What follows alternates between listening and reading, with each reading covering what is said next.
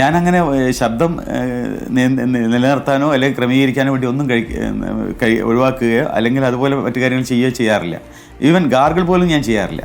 Gargle ചെയ്താൽ എനിക്ക് തൊണ്ടവേദന വരും. അതുപോലും ചെയ്യാറില്ല. ഐസ്ക്രീം കിട്ടിയാൽ കഴിക്കും. പിന്നെ അതുപോലെ ചില ഭക്ഷണങ്ങളിൽ ഒരു നിയന്ത്രണം ഇല്ലാതെ ഭക്ഷണം കഴിച്ച കളി. അപ്പോൾ ശബ്ദം നിയന്ത്രിക്കാൻ വേണ്ടിയിട്ട് ഞാൻ ഇതുവരെ ഒന്നും കഴിഞ്ഞിട്ടില്ല. ഇടക്കാലത്ത് എനിക്കൊരു ചെറിയ ബുദ്ധിമുട്ട് വന്നു, പിന്നെ അത് ഓവർകം ചെയ്യാൻ ചെയ്തു എനിക്ക്. ഓക്കെ, ശ്രീ ഹക്കീം കുട്ടായി, ഞങ്ങൾക്ക് അങ്ങയുടെ ശബ്ദത്തിൽ ഒരു വാർത്ത കേൾക്കണം എന്നുണ്ട്. അപ്പോൾ അങ്ങയുടെ മൊബൈൽ ഫോണിലേക്ക് ഞങ്ങളൊരു വാർത്തയുടെ ഭാഗം അയച്ചു തരാം. അടുത്ത വാർത്ത ഞാൻ വായിച്ചതിന് ശേഷം ഞാൻ അങ്ങയിലേക്ക് തിരിച്ചു വരാം. മറ്റു ചില വാർത്തകൾ കൂടി. ഈ ചുറ്റുപാട് നടക്കുന്ന കാര്യങ്ങളൊക്കെ കാണുമ്പോൾ വല്ലാത്ത വിഷമം ഉണ്ടാവും അല്ലേ ശ്രീ ഹക്കീം കുട്ടായി? പണ്ട് കാലത്ത് ഇപ്പോൾ ഈ അഫാന്റെ ആണെങ്കിലും വെഞ്ഞാറമൂട്ടിലെ ആണെങ്കിലും താമരശ്ശേരിയിലെ വാർത്തയാണെങ്കിലും നിരന്തരം വാർത്തകൾ വരുന്നു, കുഞ്ഞുങ്ങൾ വല്ലാതെ വയലന്റായി മാറുന്നു. അതൊക്കെ താങ്കൾ എങ്ങനെയാണ് കാണുന്നത് ശ്രീ ഹക്കീം കുട്ടായി? അതിനൊരു അടിസ്ഥാന കാരണമുണ്ട്. നമ്മൾ എന്ത് പറഞ്ഞാലും ശരി, ഇപ്പോൾ മയക്കുമരുന്ന് വ്യാപകമായിട്ടുണ്ട് നമ്മുടെ സമൂഹത്തിൽ. എന്ത് സംഭവിച്ചു എന്നറിയില്ല. കുട്ടികൾ മുഴുവൻ മയക്കുമരുന്നിൻ്റെ അടിമകളായി മാറുന്നു. ഈ അക്രമങ്ങൾക്കൊക്കെ പിന്നിൽ നമ്മൾ പരിശോധിച്ച് നോക്കിയ ഒരു കാര്യം കാണുന്നത് മയക്കുമരുന്നാണ്. യാതൊരു സംശയവുമില്ല. MDMA എന്തുകൊണ്ട് ഇത് ഇത്രയും വ്യാപിക്കുന്നു നമ്മുടെ സമൂഹത്തിൽ? MDMAയിലേക്ക് അകത്ത് ഉപയോഗിച്ച് കഴിഞ്ഞാൽ പിന്നെ അതിൽ നിന്ന് പുറത്തേക്ക് വരാൻ പ്രയാസമാണെന്നാണ് ഈ അടുത്ത കാലത്ത് പുറത്തു വന്ന 1-2 പേര് തന്നെ പറയുന്നത്. വരാൻ പ്രയാസമാണെന്ന് പറയുന്നു. അതിന് 4 സ്റ്റെപ്പുണ്ട്. 4ാമത്തെ സ്റ്റെപ്പ് ആത്മഹത്യയാണെന്നും പറയുന്നു. എൻ്റെ കൂടെ താമസിച്ചിരുന്ന ഒരു ഫാമിലിയുടെ ഒരു കുട്ടിയുടെ 10ാം ക്ലാസ്സിൽ പഠിക്കുന്ന ഒരു പെൺകുട്ടിയുടെ കൂടെ പഠിച്ചിരുന്നൊരു കുട്ടി, ആ കുട്ടി ഒരു ദിവസം അതിനെ ഹോസ്റ്റലിൽ താമസിക്കുന്ന സമയത്ത് ഈ MDMAയായിട്ട് പിടികൂടി പെൺകുട്ടി.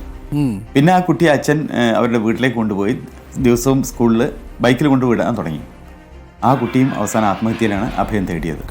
അപ്പോൾ ഇതൊക്കെ കേൾക്കുമ്പോൾ നമ്മുടെ വല്ലാത്തൊരു മനസ്സ് വല്ലാതെ വേദനിക്കുകയാണ്. ഇപ്പം നിരന്തരമായിട്ട് ഇപ്പോൾ ദിവസവും രാവിലെ നമുക്ക് വായിക്കേണ്ടി വരും. ഞാനൊക്കെ ഉണ്ടായിരുന്നപ്പോൾ എനിക്ക് വായിക്കേണ്ടി വന്നിരുന്നു. ഇപ്പം താങ്കളുടെ തന്നെ ശ്രദ്ധയിൽപ്പെട്ടിട്ടുണ്ട്. താങ്കൾ നിരന്തരമായിട്ട് വായിക്കുകയും അതിനെക്കുറിച്ച് അപഗ്രഥനം നടത്തുകയും സംസാരിക്കുകയൊക്കെ ചെയ്യാറുണ്ട്. ഡോക്ടർ അരുൺ അക്കാര്യത്തിൽ വളരെ വിദഗ്ധനാണ്.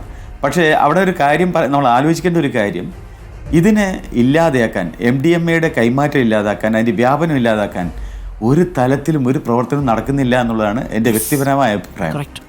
താങ്കൾക്ക് അതിനോട് യോജിക്കാം? 100% ചെയ്തില്ലെങ്കിൽ ഭാവിയിൽ ഈ തലമുറ അതെ വളരെ ചില്ലറ കേസുകളാണ് പിടിക്കുന്നത്. അതൊന്നും അല്ല യഥാർത്ഥത്തിൽ നടക്കുന്നത്. പിടിക്കുന്നതിനേക്കാൾ ഒരു നമ്മൾ പറയുമല്ലോ ഒരു മഞ്ഞുമലയുടെ അറ്റം മാത്രമാണ് ശ്രീ ഹക്കീം കുട്ടായി. അതെ, ഇപ്പോൾ ഈ അടുത്ത കാലത്ത് കൊലപാതകങ്ങളുടെ ഇപ്പോൾ കഴിഞ്ഞ ദിവസം നമ്മുടെ കോഴിക്കോട് തന്നെ ഒരു സ്കൂൾ വിദ്യാർത്ഥിയെ തലക്കടിച്ചു കൊന്നു. എത്രയോ സംഭവങ്ങൾ, നിരന്തരം കൊലപാതകങ്ങളുടെ കഥകൾ കേൾക്കുന്നു. അതിൻ്റെ പിന്നിലൊക്കെ മയക്കുമരുന്നല്ലേ? എല്ലാറ്റിൻ്റെയും പിന്നിൽ മയക്കുമരുന്നാണ്. ഇപ്പോൾ കഴിഞ്ഞ ദിവസം ഇവിടെ തന്നെ ഒരു യാത്രയപ്പ് പാർട്ടി സംഘടിപ്പിച്ചു സ്കൂളിൽ വേറെ എവിടെയല്ല, സ്കൂളിലെ യാത്രയപ്പ് പരിപാടി. ഇപ്പോൾ താങ്കൾ ഡോക്ടർ അരുണും ഞാനൊക്കെ സ്കൂളിൽ യാത്രയപ്പ് പരിപാടികൾ സംഘടിപ്പിക്കുന്ന സമയത്ത് വളരെ സന്തോഷമായിട്ട് ചെറിയ ടീ പാർട്ടിയോ അല്ലെ മറ്റെന്തെങ്കിലുമൊക്കെ സംഘടിപ്പിച്ചിരുന്നു. ഇന്ന് അതല്ല, ആ പാർട്ടിയിൽ കോഴിക്കോട് ഒരു പാർട്ടിയിൽ മയക്കുമരുന്നാണ് സംഘടിപ്പിച്ചത്. കാസർഗോഡ് റിപ്പോർട്ട് ചെയ്തു അവിടെ വേണ്ടി ഇവിടെ ആൾക്കാർ ഇങ്ങനെ മത്സരിക്കുക. അതിലൊരാളെ പോലീസ് പിടിച്ചു, സമീർ എന്ന് പറയുന്ന ഒരാളെ.